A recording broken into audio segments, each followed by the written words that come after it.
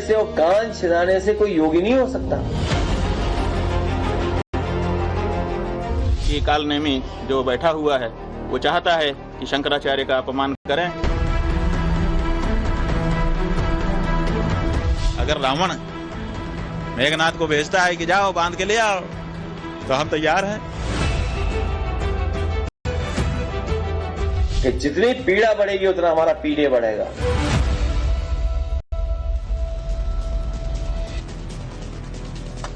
पच्चीस बड़ी खबरों के बाद चलिए आगे बढ़ते। एक ट्रेलर आपने देखा कि क्या चल रहा है। अब दो तस्वीरें मेरे अगल बगल आपके सामने। यूपी के सीएम योगी आदित्यनाथ सिंगापुर में, इसके बाद जापान जाने वाले विदेशी दौरे पर हैं और यहां पर शंकराचार्य स्वामी अभिमुक्तेश्वरानंद को लेकर बवाल मचा हुआ है। यह टकराव खुलकर सामने आ गया। गिरफ्तारी की तलवार लटक रही है, सियासी बयानबाजी भी तेज हो रही है।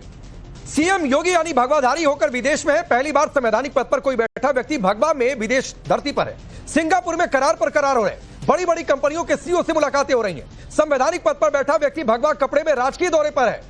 लेकिन यहां पर स्वामी अभिमुक्तेश्वरानंद के सहारे सियासी तीर चलाए जा रहे हैं। सनातन विरोधी कहा जा रहा। खुद स्वामी अभिमुक्तेश्वरानंद सीएम योगी को हिंदुत्व विरोधी बता रहे, रावण और कालनेमी से तुलना कर रहे। इस वक्त वाराणसी में शंकराचार्य के आश्रम पर पुलिस भी मौजूद है। प्रयागराज पुलिस वाराणसी में मौजूद है। कोर्ट के आदेश पर एफआईआर दर्ज हुई है कल, और आज प्रयागराज पुलिस पहुंच गई। वाराणसी में जो धाराएं हैं उन धाराओं में गिरफ्तारी की भी बातचीत है।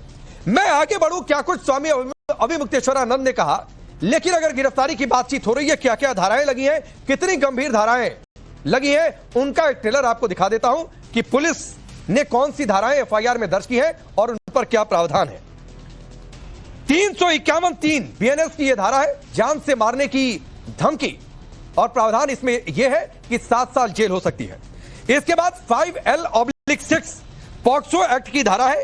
एक ही व्यक्ति से एक से ज्यादा बार दुष्कर्म की यह धारा है, 20 साल जेल या उम्र कैद हो सकती है। इसके बाद है 3/4(2) पॉक्सो एक्ट की धारा है, पेनिट्रेटिव सेक्सुअल असॉल्ट है, 20 साल जेल या उम्र कैद हो सकती है। एक और धारा है 16/17 16/17 पॉक्सो एक्ट की धारा है, उकसाने वाली धारा है, अपराध के बराबरी इसमें कैद होगी। इन धाराओं के तहत प्रयागराज पुलिस वाराणसी में मौजूद है। क्या कुछ कहा स्वामी अभिमुक्तेश्वरानंद ने, उससे सुनिए पहले। कौन लोग हैं जो आरोप लगा रहे हैं? आदित्यनाथ इसके पीछे वही हैं, क्योंकि उनकी पार्टी से भी बहुत सारे लोगों का बयान भी आ गया है, व्यक्तिगत संपर्क भी किया है कि पार्टी इसके साथ नहीं खड़ी है। ये उनका अपना घमंड है, उनका अहंकार है कि कालनेमी जो बैठा हुआ है वो चाहता है कि शंकराचार्य का अपमान करें। इनको जनता की नजर में दोषी सिद्ध करने की दृष्टि से गिरफ्तारी की कार्रवाई करें।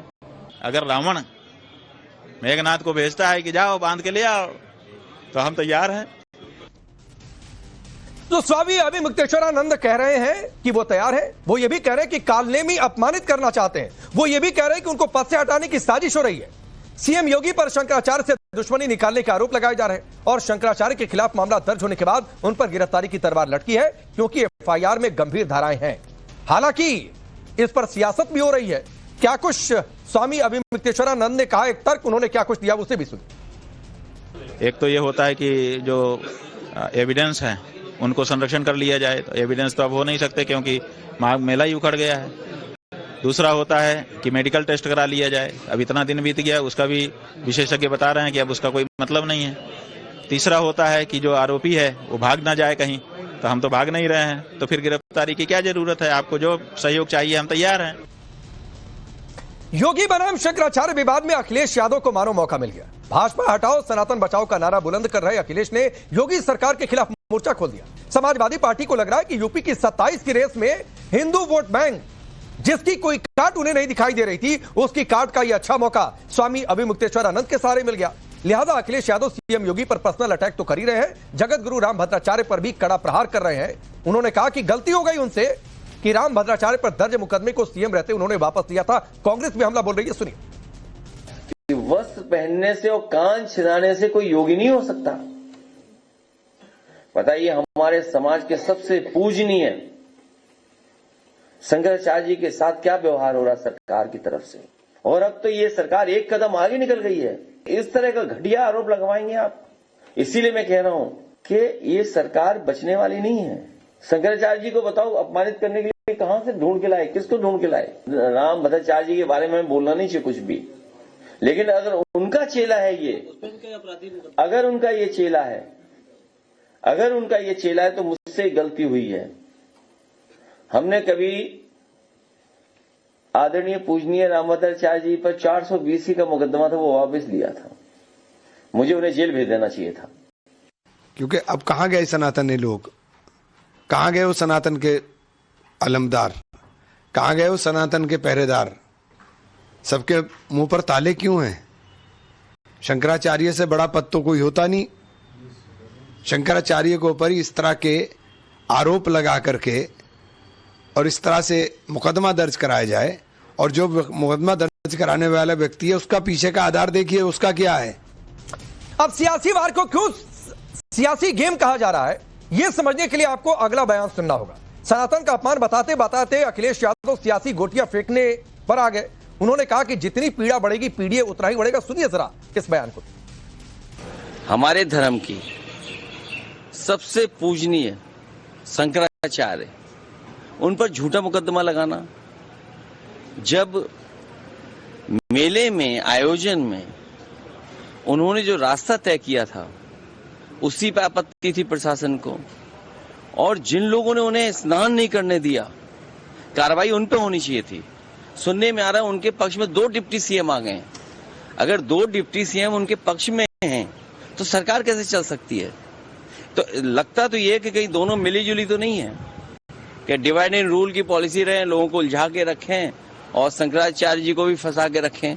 दुख की बात है कि हमारे सनातनी धर्म के पूजनीय शंकराचार्य जी के साथ व्यवहार तब हो रहा है जब भगवाधारी हमारे मुख्यमंत्री हैं। तो चलिए अब मैं आपका परिचय आज के मेहमानों से करवाता हूं। महेश वर्मा जी पॉलिटिकल एनालिस्ट हैं, योगी उमेश पुरी जी जूना अखाड़ा के हैं, आचार्य विक्रमादित्य हिंदू धर्मगुरु, चंद्रमोहन शर्मा जी कांग्रेस पार्टी के नेता, फखरुल हसन जी समाजवादी पार्टी के नेता और प्रवक्ता, और स्वामी आनंद स्वरूप महाराज है, पीठाधीश्वर है शांभवी पीठ के। आप सभी का बहुत बहुत स्वागत है। शुरुआत में फखरुल हसन आपसे करता हूं।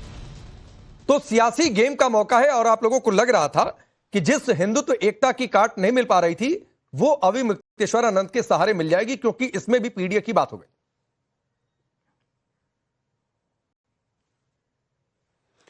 पहले मेरा सवाल एक है कि भारतीय जनता पार्टी के प्रवक्ता क्यों नहीं है आपकी डिबेट में?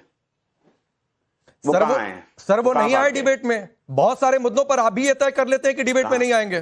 क्यों नहीं आए? तो उन मुद्दों की लिस्ट भी मैं आपको दे दूं। हम नहीं तय करते हैं, क्यों नहीं तय कर लेते हैं सर? ये उनकी कॉल है कि भारतीय जनता पार्टी नहीं। मेरी बात सुन लीजिए। यानी आप क्या भाजपा के प्रवक्ता हैं क्या? नहीं, मैं यही तो कह रहा हूं फखरुल भाई कि मैं प्रवक्ता थोड़े नहीं हूं। क्यों नहीं है? तो मैं नहीं बता सकता हूं। ये सवाल ही आप गलत आदमी से पूछ रहे हैं। आप सड़क पर उतरकर पूछिए कि बीजेपी का नेता क्यों नहीं है। आप सवाल ही गलत आदमी से पूछ रहे हैं सर। मैंने उसका काउंटर सिर्फ आपको दिया फखरुल भाई, ये कि बहुत सारे मुद्दों पर आपकी पार्टी भी ये तय करती है कि हमें डिबेट में नहीं जाना है, हम टीवी चैनल पर पैनल का हिस्सा नहीं होंगे। बहुत सीधी सी बात है। मेरी बात नहीं, जो जिनको आपने पॉलिटिकल एक्सपर्ट के रूप में बैठा रखा है, वो कई डिबेट में हमको भाजपा के प्रवक्ता के रूप में मिलते हैं। आप यहां पे आज उनको पॉलिटिकल एक्सपर्ट के रूप में बैठा रखा, क्यों? ये कई दूसरे चैनलों पे मिलेंगे तो भाजपा के प्रवक्ता के रूप में मिलेंगे, और आपके चैनल पे मिले तो पॉलिटिकल एक्सपर्ट के रूप में मिलेंगे। ऐसे कैसे चलेगा? अरे भाई, मुद्दा जो है उस मुद्दे पे बात कर लेते हैं। इस बात का है कि भारतीय आप डर किस लिए रहे हैं? आपका डर किस बात का? आपका भय किस बात का? आप परेशान हो रहे हैं? अभी तो मैंने आपका भाजपा का असली चेहरा दिखाना शुरू किया है। भाजपा इतना क्यों परेशान हो रहे हैं? अभी तो बोलना ही नहीं शुरू किया, अभी मुद्दे पर तो मैं आया ही नहीं। अभी तो मुद्दा तो सिर्फ इतना बताया है कि आप कैसे भाग रहे हो, आप कैसे देश को अपना दोहरा चरित्र दिखा रहे हो। आप तो प्रवक्ता बन के मिलते हो। नहीं, दोहरा चरित्र, जब दोहरा चरित्र आपका सामने आएगा तब पता चलेगा ना कि कैसे। भाई आप क्या हो? आप भाजपा के क्या हो? संविधान से। अच्छा सुनिए, मैं इसका सॉल्यूशन देता हूं। फखरुल जी, आपको अपनी बात कहनी थी सर, आपने अपनी बात कह दी, देश के लोगों ने सुन भी लिया। अब मुद्दे पर आ जाइए। मैं फिर कह रहा हूं, अगर उस डिबेट पर टिके रहेंगे तो मैं उन मुद्दों की लिस्ट निकालूंगा अगर मेरा डिबेट खराब होगा, कि बहुत सारे मुद्दों पर समाजवादी पार्टी डिबेट में नहीं आती है। अब कौन सी पार्टी आएगी नहीं आएगी उस पार्टी का कॉल है। आपको ऐतराज है तो होना भी चाहिए, मुझे उससे गुरेज नहीं है। आपको जो मुद्दे नहीं, आपको जो लिस्ट निकालनी हो निकाल लीजिए, और आपकी कोई डिबेट खराब करने नहीं आया है। मैं आपको बता रहा हूं कि भाजपा इस तरह का काम करती, दोहरा चरित्र अपनाती। यही प्रवक्ता के रूप में बैठते हैं, यही पॉलिटिकल एक्सपर्ट के रूप में बैठते हैं। मैं अपनी बात को कहता हूँ। हाँ, ठीक। 156(3) से ठीक है महेश जी, सुन लेते हैं सर, सुन लेते हैं। इस बात को छोड़िए, इस बात को छोड़िए, फखरुल जी की बात सुनिए, छोड़िए इस बात को सर। मुझे नहीं डिबेट उस पर करना है कि आपकी डेजिग्नेशन क्या लिखूं। बोलिए फखरुल। जिस व्यक्ति ने आदरणीय शंकराचार्य जी पे मुकदमा दर्ज कराया, उसका बैकग्राउंड क्या है? 156(3) से जो मुकदमा दर्ज हुआ, जिसमें पुलिस तूफानी रफ्तार से कार्रवाई कर रही है, वो तूफानी रफ्तार उत्तर प्रदेश में कुलदीप सेंगर के मामले में क्यों नजर नहीं आया, जहां पे माननीय हाईकोर्ट को हस्तक्षेप करना पड़ा था? क्यों वो हाथरस में नजर नहीं आया? क्यों वो किसानों पे गाड़ी चढ़ाने वालों पे नजर नहीं आया? जब माननीय उच्च न्यायालय को हस्तक्षेप करना पड़ा तब कार्रवाई हुई थी। ये कार्रवाई की रफ्तार तूफानी और सुनामी क्यों है? मुकदमा 156(3) से दर्ज होता है और तूफानी और सुनामी गति से पुलिस उस पर कार्रवाई करने वाराणसी चली जाती है। इसलिए स्पष्ट है कि सरकार चाहती है, सरकार की मंशा है कि आदरणीय शंकराचार्य जी पे कार्रवाई हो, और कार्रवाई और मुकदमा दर्ज कराने वाला व्यक्ति कौन है, उनका बैकग्राउंड क्या है, उनका इतिहास क्या है, उनका इतिहास दागदार है। इसलिए सवाल उठ रहे हैं। और इस देश में आप पहले मौलानाओं पे, मदरसों पे कार्रवाई करते थे, अब आप आदरणीय शंकराचार्य पे भी कार्रवाई करने लगे। तो इस उत्तर प्रदेश की जनता देख रही है। आपने नहीं ठीक है सर, आपको कानून की रफ्तार से, आपको कानून की रफ्तार से भी दिक्कत हो गई है। आप कार्रवाई पर सवाल उठाइए, फिर भी समझ में आता है। एफआईआर दर्ज के बाद तुरंत पुलिस क्यों पहुंच गई? मोहर निकालकर पहुंचना चाहिए था। इससे भी आपको दिक्कत हो रही है। नहीं, मुझे कानून की रफ्तार तब कहां चली जाती है जब किसानों पर गाड़ी चढ़ाने वालों को प्रेम पत्र भेजे जाते हैं। माननीय हाईकोर्ट को, माननीय सुप्रीम कोर्ट को हस्तक्षेप करना पड़ता है कि कार्रवाई कीजिए। बलात्कारियों पे कार्रवाई के लिए माननीय हाईकोर्ट को हस्तक्षेप। ठीक है महेश वर्मा, रिप्लाई कर दीजिए, रिप्लाई आप कर ही दीजिए इनकी बात का, क्योंकि आप पर इन्होंने तंज कसा था। ये कह रहे हैं कानून की रफ्तार आप अपनी सहूलियत के हिसाब से तय करते हैं। ये अलग बात है कि पीडीए वाली बात पर फखरुल जी नहीं बोले। बोलिए। देखिए राकेश जी, सबसे पहले तो आता हूं फखरुल जी, आता हूं। 2024 में अभी तो हराया बलात्कार, और बलात्कार के बाद जिंदा जलाने का जो कुकृत्य है, गायत्री प्रजापति को याद करिए। मुलायम सिंह के टाइम में भी मंत्री रहे, सपा में भी रहे, और किस प्रकार का उनका कुकृत्य सामने आया, उससे कोई आदमी अनजान नहीं है। अब बात आ गई कि आज का जो हमारा विषय है, आज का जो मुद्दा है, वो ये है कि संविधान का जो आर्टिकल 14 है, वो समानता का अधिकार देता है किसी को भी, और वो ये कहता है कि भाई किसी के साथ अगर कोई गलत हुआ है या किसी ने अगर अपराध किया है तो उसके खिलाफ कार्रवाई होनी चाहिए। और दूसरा आर्टिकल 21 जो ये कहता है कि निष्पक्षता के साथ उसमें कार्रवाई होनी चाहिए। इन दोनों चीजों को कहां से इग्नोर किया गया?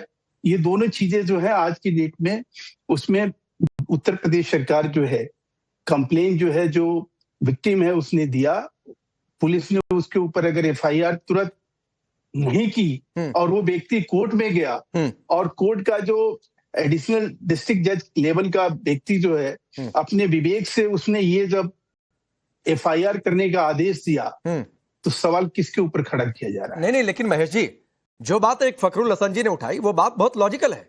और वो बात बहुत लॉजिकल ये है कि कौन गया था कोर्ट? आशुतोष ब्रह्मचारी, जो रामभद्राचार्य जी के शिष्य बताए जा रहे हैं। 27 से ज्यादा मुकदमे उन पर दर्ज हैं। गौ हत्या, रेप और गैंगस्टर एक्ट में मुकदमे दर्ज हैं। गुंडागर्दी, झूठा हलफनामा, नौकरी के लिए झांसा देना, ऐसे मामले दर्ज हैं। इसका क्या जवाब है? हाँ, एक होता है कॉग्निजेबल ऑफेंस होता है, एक नॉन कॉग्निजेबल ऑफेंस होता है, जिसमें XYZ कोई भी चला जाए कोर्ट के अंदर, कोई भी अगर पुलिस को जानकारी मिल जाए, कोर्ट को जानकारी मिल जाए, तो ये ड्यूटी बाउंड एक कानून कहता है, ये ड्यूटी बाउंड एक एक्शन इसमें होना चाहिए। अब ये जो था, एक कॉग्निजेबल ऑफेंस है, जिसमें कि जो एफआईआर दर्ज किया गया है, जो कोर्ट ने आदेश किया है कि भाई इसके तहत आप एफआईआर दर्ज कीजिए, उसमें किसी नहीं, ठीक है, नहीं, मैं आदेश पर जा ही नहीं रहा हूं फखरुल जी, सर मैं आदेश पर जा ही नहीं रहा हूं, लेकिन ये बात बहुत लॉजिकल है कि जो कोर्ट गया उसका क्या बैकग्राउंड नहीं देखा जाएगा?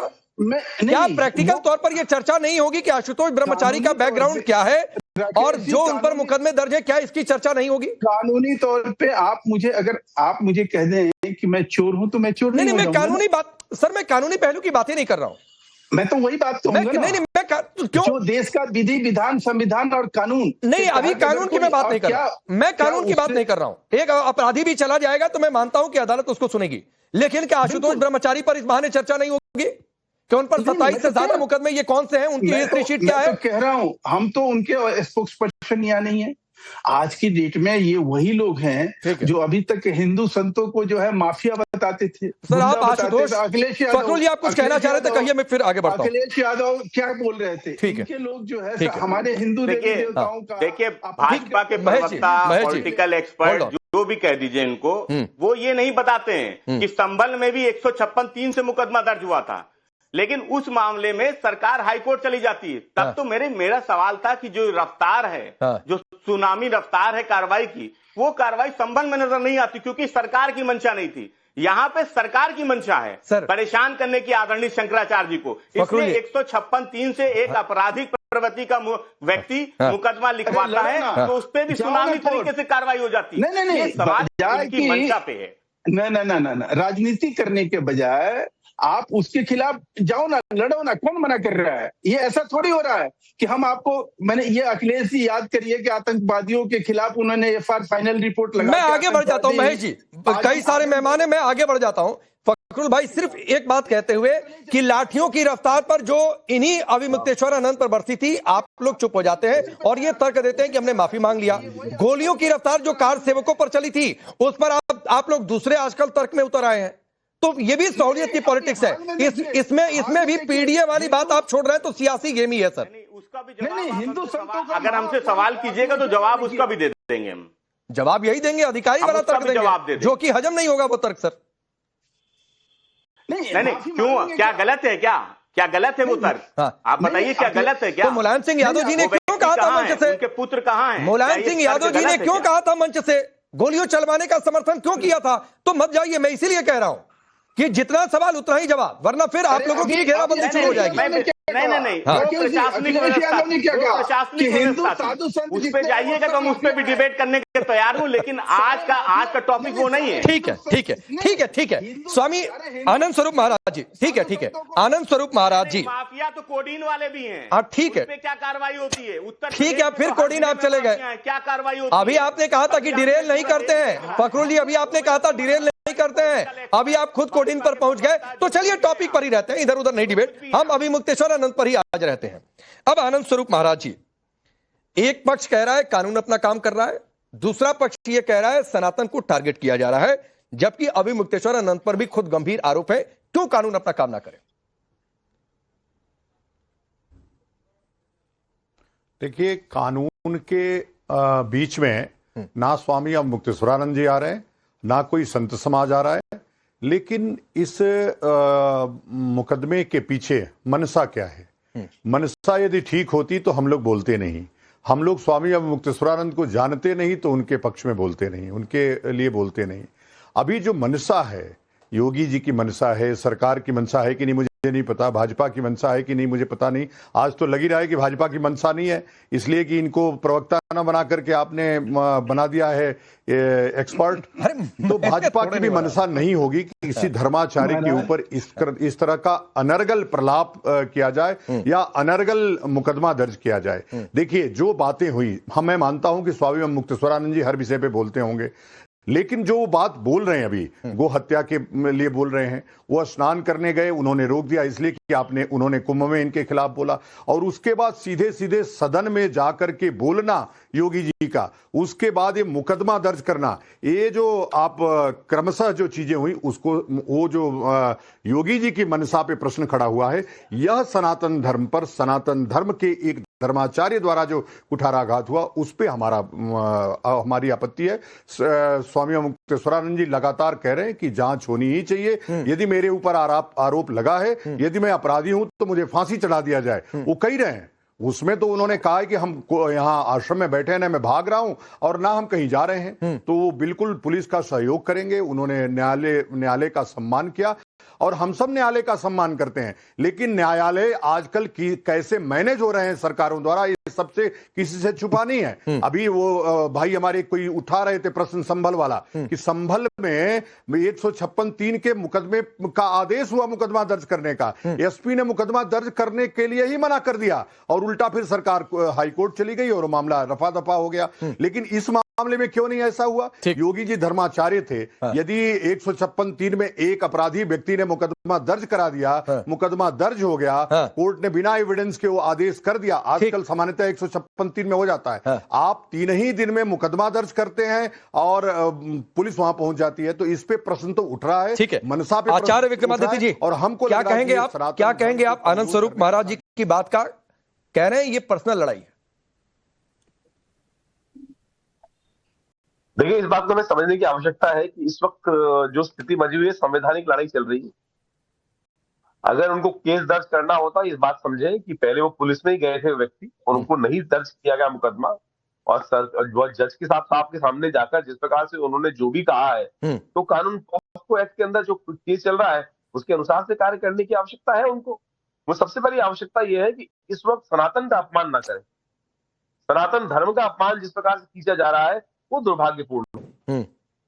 मैं कह रहा हूं, स्वामी जी ने स्वयं कहा है कि मैं हर जांच के लिए तैयार हूं, और सनातन का हर प्रहरी जो भी है, हम सब, स्वामी जी इत्यादि, महात्मा जी जो भी यहाँ बैठे हुए हैं, उन सब के मन में ये भाव है कि स्वामी जी के यहाँ से ऐसा कोई दुराग्रह कार्य हो ही नहीं सकता है। लेकिन फिर भी आज संवैधानिक कानून की दायरा है और कानून के अंदर तो कह रहे हैं कि जांच होगी, जांच तो होगी साथ, लेकिन जांच करने के लिए सबसे पहले कह रहा हूं कि इस पद के ऊपर कोई आंच नहीं आनी चाहिए। ठीक, तो सबसे पहले एक बात रखनी पड़ेगी हमको। नहीं, आपको ये लगता है कि ये पर्सनल लड़ाई है आचार्य विक्रमादित्य जी, या फिर ये जानबूझकर सनातन को बीच में लाया जा रहा है? नहीं, एक बात बताइए, पर्सनल लड़ाई क्या होती है? मुझे बताइए ना, किस प्रकार से एक व्यक्ति एक गलत लगा रहा है कि मैं मान ही नहीं सकता कि इस प्रकार का कोई आरोप लग सकता है, इस प्रकार का कोई कार्य हो सकता है, बिल्कुल मानने के लिए तैयार नहीं है। लेकिन अब जब लग गया है तो मेरा तो केवल एक मानना है, शंकराचार्य पद को इसमें ना लाया जाए, शंकराचार्य को पद को नहीं, और परीक्षा देने से किसी को भागने की आवश्यकता नहीं। स्वामी जी भागने वाले भी नहीं है, स्वामी जी सोने से तपकर बाहर निकलेंगे और बिल्कुल बहुत सुंदर रूप से सब कुछ मामले आएगा और सामने बिल्कुल आएगा, सबके सामने आएगा। ठीक है, चंद्रमोहन जी, आपकी पार्टी के भी सांसद आ गए, वो सवाल पूछ रहे हैं कहां गए सनातन के पहरेदार, मुंह पर ताले बंद क्यों? सवाल पूछना भी चाहिए, सवाल पूछने का मैं विरोध भी नहीं करता हूं, लेकिन फिर वही बात आकर टिक जाती है कि सनातन बीच में क्यों लाया जा रहा है?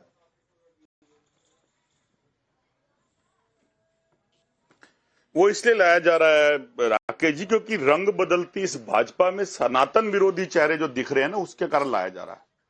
सनातन का सबसे बड़ा रक्षक ये 2014 के बाद कौन कहता था अपने आप को? भाजपा और आरएसएस कहते थे, और दोनों ही पावरफुल जगह के ऊपर बैठे हैं। और अभी हमारे बीच में आचार्य बैठे हुए हैं, हमारे बीच में एक हमारे महेश जी बैठे हैं जो भाजपा को पक्ष रखते हैं, आज राजनीतिक विशेषज्ञ लिख के बैठे। ठीक कहा मेरे मित्र ने, क्योंकि अगर एक हिंदुस्तानी की बात करे तो सपा के व्यक्ति की तरह बात करेगा जो सब धर्मों का सम्मान करेगा। लेकिन जोर से चिल्ला के हिंदुत्व और सनातन के नारे किसने लगाए? आपने। और आप ही के दौर के अंदर वो पीठ शंकराचार्य का जो भगवान की तरह पूजा जाता है, उसी को लांछन लग रहा है। और दिल्ली तक की राजनीति एक मुख्यमंत्री के कारण हिंदुत्व के अंदर लड़ाई जा रही है, और मूक बन के पूरी भाजपा हिंदुत्व के अंदर तमाशा देख रही है। आज भाजपा के वो पढ़े लिखे प्रवक्ता का बीच में नहीं, पॉपकॉर्न की तरह नहीं, बीच में नहीं। ये डिबेट तू मैंने की नहीं है, ये डिबेट तू मैंने की नहीं है, ये डिबेट तू मैंने की नहीं है। आप क्या कर रहे हैं भाई? ये डिबेट हिंदुत्व की है, ये डिबेट उस व्यक्ति की है जो अपने आराध्य को मानता है, ये डिबेट उसकी है जो अपने आप को हिंदू मानता है, चाहे किसी पार्टी के अंदर हो। लानत है ऐसे लोगों को। ठीक आचार्य जी एक बार इनकी बात आ जाने दीजिए, एक बार इनकी बात आ जाने दीजिए। ऐसे व्यक्तियों को चंद्रमोहन जी, जिन आप साथी की बात कर रहे हैं समाजवादी पार्टी की, सुनिए आचार्य जी, तो आप राजनीति, चंद्रमोहन जी, जिन आप साथी पार्टी की एक बात को कोट कर रहे हैं, उन्हीं समाजवादी पार्टी के मुखिया ने जो आप लोगों ने भारत मंडपम में किया उसे गलत करार दे दिया। तो थोड़ा उनसे अगर सीखना है तो उनकी सारी बातों से सीख लीजिए। उन्होंने कह दिया कि ये शर्ट उतारकर प्रदर्शन नहीं करना चाहिए था, वो भी एक बार सबक ले लेते। एक सेकंड दे दीजिए मुझे जवाब। हाँ बोलिए। बिल्कुल मैं दे देता हूं उसका जवाब। बिल्कुल ठीक कह रहे हैं। तो आज आपको भी उनसे सीख ले लेनी चाहिए कि जो इतने 11 सालों से लगातार विपक्ष की पार्टियों को, भारतीय जनता पार्टी की और कुछ मीडिया तंत्र कहता रहा कि वो सनातन और हिंदू विरोधी है। आज साबित कर दिया इस पहर ने कि ना तो विपक्ष हिंदू विरोधी है, ना वो सनातन विरोधी है। सनातन विरोधी वो लोग हैं एक मिनट जो इस देश के अंदर सत्ता के अंदर बैठे हैं। ठीक है, आप कह रहे हैं हिंदुओं को लड़वा रहे हैं। सर मैं नहीं कह रहा हूं, मैं यहाँ पर टैगिंग नहीं दे रहा हूं चंद्रमोहन जी, मैं टैगिंग नहीं दे रहा हूं। आता हूं आनंद स्वरूप जी, मैं टैगिंग नहीं दे रहा हूं चंद्रमोहन जी, मैं टैगिंग नहीं दे रहा हूं। लेकिन पुरी महाराज एक सवाल आपसे है, हिंदू धर्म का अर्थ भयानक किसने बताया? हिंदू कोई धर्म ही नहीं है। अभी 2 दिन पहले इनकी पार्टी के एक बड़े नेता का बयान आया दिग्विजय सिंह का कि हिंदू कोई धर्म ही नहीं है, और यहां पर बैठकर आज कौन हिंदू विरोधी है कौन हिंदू विरोधी नहीं है इसकी ये टैगिंग दे रहे हैं। देखिए, बड़े दुर्भाग्य की बात है कि कांग्रेस पार्टी और समाजवादी पार्टी या सनातन की बात इधर कर रहे हैं। मुझको लगता है कि राजनीतिक पार्टी, इन दोनों राजनीतिक पार्टियों के तो नैतिक आधार समाप्त हो गया था कि जब राजा रामचंद्र के मंदिर को बनाने में अवरोध उत्पन्न करने वाले लोग, कार सेवकों को गोली चलाने वाले लोगों को तो चैनल पे नहीं आना चाहिए था। लेकिन मैं एक बात स्पष्ट कर देता हूं, आरोप लगा है, न्यायालय में विषय गया है, संविधान लोकतंत्र के अनुसार न्यायालय अपना विषय करेगा। लेकिन मेरा ये कहना है, आज जो लोग अभिमुक्तेश्वरानंद जी को परम आदरणीय सनातन की संज्ञा यहाँ पर बैठ के दे रहे हैं, क्या वो परम आदरणीय अभिमुक्तेश्वरानंद जी उस समय सन्यासी नहीं थे क्या, जब लठों से पिटवा दिया था? तब कौन सी नैतिकता चली गई थी? आज सनातन के प्रति इतना गंभीर प्रेम कैसे प्रकट हो गया? समाजवादी पार्टी जो पीडीए की बात करती थी, आपको 11 साल देखिए कांग्रेस मिल गया क्या? आप उस देखिए कांग्रेस के व्यक्ति को तो बोलना नहीं चाहिए बंधु को, हमारे सनातन अरे कांग्रेस के प्रवक्ता को तो बोलना भी नहीं चाहिए। आपका तो नेक्स्ट पतन हो चुका है बहुत पहले। अरे इतना ही राम के प्रति, सनातन के प्रति, शंकराचार्य के प्रति श्रद्धा थी तो अयोध्या में राम का मंदिर क्यों नहीं बनवाया आप लोगों ने? क्योंकि आप किसी भाजपा के साथ जुड़े हुए आप लोगों की, इसलिए लंबे अगर पहले लोगों ने गलत किया तो आपका जिम्मेवारी इस देश के अंदर 11 सालों के अंदर जो आप चिल्लाते रहे हिंदू और सनातन के बारे में, तो आपको उस एकता को दिखाना चाहिए। लेकिन आपने कोरी राजनीति करी है। आप जैसे लोग जो मंदिर की आड़ के अंदर और राजनीति के दरबार के अंदर नतमस्तक होते हैं, वो लोग आज के देशद्रोही हैं। से पूछना चाहता हूँ कि गौ माता को राष्ट्रपिता घोषित करने में देरी क्यों हुई? राम का मंदिर बनाने में देरी क्यों हुई? ये बताइए आप लोग। आज अभिमुक्तेश्वरानंद के समर्थन में खड़े हो गए। अरे आरोप लगे हैं, न्यायालय अपना काम करेगा, लेकिन मैं अपने आपके चैनल पर बोलता हूँ अभिमुक्तेश्वरानंद को नैतिक आधार पर अपने सभी दायित्व पदों से हटना चाहिए। नहीं योगीपुरी जी, योगी उमेश पुरी महाराज जी, चंद्रमोहन जी एक मिनट, योगी उमेश पुरी महाराज जी जो आप बात कर रहे हैं उन्हें पद छोड़ देना चाहिए। वो भी तो यही कह रहे हैं कि ये मुझे दरअसल पद से हटाने की है, वो कोई अपना पेट आदमी बिठाना चाहते हैं यहां पर, वो भी तो यही कह रहे हैं। राकेश जी मुझे एक बात बताइए कि अभिमुक्तेश्वरानंद जी, मैं आपके चैनल पर बड़ी जिम्मेदारी से बोल रहा हूं, गोरक्ष पीठ के पीठाधीश्वर एक संत, एक शंकराचार्य की भाषा क्या है उनके प्रति? रावण जैसे शब्दों का प्रयोग करते हैं। क्या एक शंकराचार्य की ये मर्यादित भाषा है? क्या शंकराचार्य को भारत नहीं देख रहा है क्या? ठीक, भारत नहीं देख रहे क्या? ठीक है, इसलिए ठीक है, मैं यहीं से डिबेट आगे बढ़ा रहा हूं, आनंद स्वरूप महाराज जी, ये बात ठीक है जो आपने कही, लेकिन मेरा आपसे सवाल अलग है जिसका जिक्र योगी उमेश पुरी जी कर रहे हैं। क्या स्वामी अभिमुक्तेश्वरानंद ने मर्यादा नहीं तोड़ी शब्दों के जरिए जो उन्होंने सीएम योगी के लिए शब्दों का इस्तेमाल किया, चाहे माघ मेले में और चाहे अब? पहली बात। दूसरी बात है कि ये सपा कांग्रेस या विपक्षी दल जो भी, उनके सवाल बहुत गलत भी नहीं है, मैं सवालों पर नहीं जा रहा हूं, लेकिन जो पीडीए की बातचीत हो रही है या फिर सनातन बहुत को चोट पहुंच रही है, तो ये सनातन प्रेम है या सियासी प्रेम है आपके हिसाब से? ये 2 सवाल। देखिए 2 बातें। एक तो मैं आदरणीय जो हमारे भाई हैं जूना अखाड़े के संत आदरणीय उमेश पुरी जी महाराज और आचार्य विक्रमादित्य जी महाराज, इनको एक चीज बार बार, हमको प्रवक्ता न भाजपा का बनना चाहिए न कांग्रेस का बनना चाहिए। विपक्ष का काम है, यदि पक्ष ठीक नहीं कर रहा है तो विपक्ष को प्रश्न उठाना चाहिए। यदि अब मुक्तेश्वरानंद के ऊपर कार्रवाई पक्ष ने किया है तो कांग्रेस और सपा खड़ी है तो हमको दर्द नहीं होना चाहिए, हमको तो खुश होना चाहिए उमेश पुरी जी महाराज कि कोई तो खड़ा है हमारे साथ। और दूसरा, गोली चलाने वाले मुलायम सिंह को भारत रत्न किसने दिया? और आज 2014 से भाजपा बैठी है, क्यों नहीं राष्ट्रमाता घोषित कर दी? तो हमारे लिए जितनी बुरी कांग्रेस है उससे ज्यादा बुरी भाजपा है। संतों के लिए आज कोई भी खड़ा नहीं है। और जो भी बात आप कह रहे हो ना, जितने लोग, जो गोली चलाने वाला आज उनके साथ जाकर के ट्रस्ट का अध्यक्ष बना हुआ है, गोली चलाने वाले को भारत रत्न कौन दिया? मोदी ने दिया। तो ये इस तरह की बातें करना, अपने आप को एक पक्ष में खड़ा करना, ये ठीक है। आचार्य विक्रमादित्य जी, जवाब है इसका, समर्थन नहीं जवाब है इसका कि स्वामी मुक्तेश्वरानंद जी महाराज ने, ठीक है, ठीक है, जवाब है। 30 सेकंड फिर पकड़ लिया, बोला नहीं बोलना चाहिए, आचार्य विक्रमादित्य, औरंगजेब बोला नहीं बोलना चाहिए, ठीक है। आचार्य विक्रमादित्य, आज यदि विपक्ष खड़ा है उनके साथ, देखिए इसका कोई जवाब। सबसे पहले तो गौ रक्षा पे बात करें। आज यूपी के अंदर गौ के ऊपर अलग से कानून है कि गौ हत्या के ऊपर वही धाराएं लगी हुई है कि जो एक आदमी की हत्या में लगती है, उतनी सजा मिलती है। ये पूरी तरह से एक जो मुद्दा बदलने का प्रयास किया जा रहा है, ये दुर्भाग्यपूर्ण है। और इसके अंदर भारतीय कॉन्स्टिट्यूशन के अंदर लिखा है कि जहां जहां भाजपा की सरकार है, मैं कोई भाजपा का प्रवक्ता नहीं हूं, वहां पे सब जगह व्यवस्था बना दी गई है कि गौ हत्या का कार्य रोकने के लिए पहले प्रोविजन क्रिएट किए जाते थे।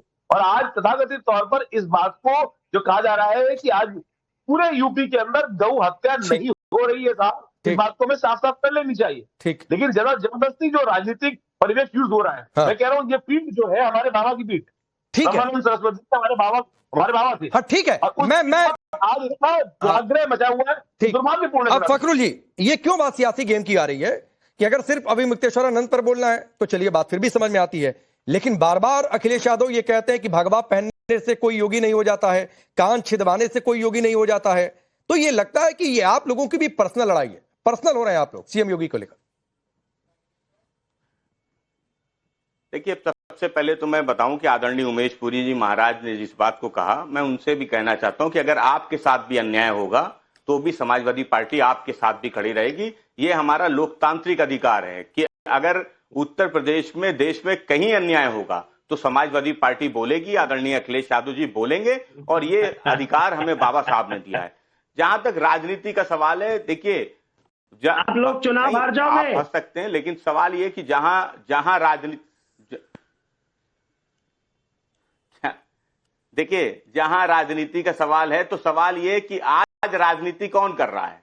आज आदरणीय शंकराचार्य जी के खिलाफ मुकदमा दर्ज हुआ है, सब जानते हैं कि राजनीति कौन कर रहा है, कौन अपना सत्ता का दुरुपयोग कर रहा है, कौन प्रशासन का दुरुपयोग कर रहा है, ये सब जानते हैं। और इस चैनल में बैठे हुआ ऐसा कोई व्यक्ति नहीं है जो इस बात को महसूस न कर रहा हो कि जो कुछ भी हो रहा है वो कहीं ना कहीं सत्ता और शासन का दुरुपयोग है।